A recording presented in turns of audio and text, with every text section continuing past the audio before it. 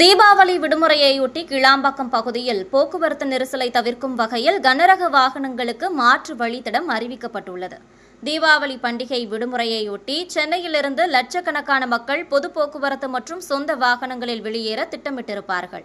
இந்த நிலையில் சென்னை நகர்பகுதி தாம்பரம் ஜிஎஸ்டி சாலை, கிளாம்பாக்கம் பேருந்து முனையம் பகுதிகளில் போக்குவரத்து நெரிசலை தவிர்க்க நடவடிக்கை மேற்கொள்ளப்பட்டுள்ளது. கனரக வாகனங்களுக்கான வழித்தட மாற்றுப்பாதையை தாம்பரம் மாநகர காவல்துறையினர் வெளியிட்டுள்ளனர். அதில் தீபாவளி பண்டிகை விடுமுறையை முன்னிட்டு கலைஞர் நூற்றாண்டு பேருந்து முனையத்தை நோக்கி செல்லும் வாகனங்கள் விரைவாக செல்லவும், நகரில் நெரிசலை தவிர்க்கவும், பொதுமக்கள் சிரமமின்றி சொந்த ஊர்களுக்கு செல்ல ஏதுவாக தாம்பரம் மாநகர காவல்துறை பின்வரும் போக்குவரத்து விதிமுறைகள் மற்றும் கனரக வாகனங்களுக்கான வழித்தட மாற்றங்களை அமல்படுத்தியுள்ளது. அக்டோபர் 17, 18ஆம் தேதிகளில் சென்னை மற்றும் ஆவடி பகுதிகளிலிருந்து வரும் கனரக வாகனங்கள் பூந்தமல்லியிலிருந்து திருப்பிவிடப்பட்டு ஸ்ரீபெரும்புதூர், திருவண்ணாமலை, திருக்கோவிலூர் வழியாக ஜிஎஸ்டி சாலையை சென்று தங்கள் இலக்கை அடையலாம்.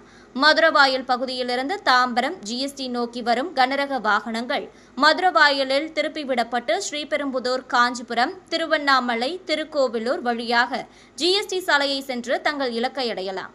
காஞ்சிபுரத்திலிருந்து வாலாஜாபாத் வழியாக ஊட்டேரி நோக்கி வரும் கனரக வாகனங்கள் ஒரக்கடம் சந்திப்பில் திருப்பிவிடப்பட்டு ஸ்ரீபெரும்புதூர், திருவண்ணாமலை, திருக்கோவிலூர் வழியாக ஜிஎஸ்டி சாலையை சென்று தங்கள் இலக்கை அடையலாம்.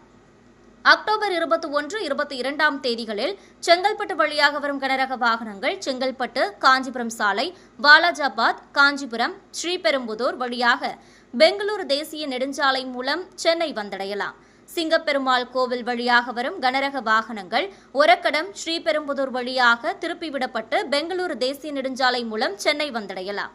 இரும்புலியூர் பாலத்தின் அருகில் போக்குவரத்து நெரிசல் ஏற்பட்டால் உடனடியாக கனரக வாகனங்கள் வண்டலூர் வெளிவட்ட சாலை மற்றும் மதுரவாயல் புறவழிச்சாலை வழியாக திருப்பிவிடப்படும் என தெரிவிக்கப்பட்டுள்ளது.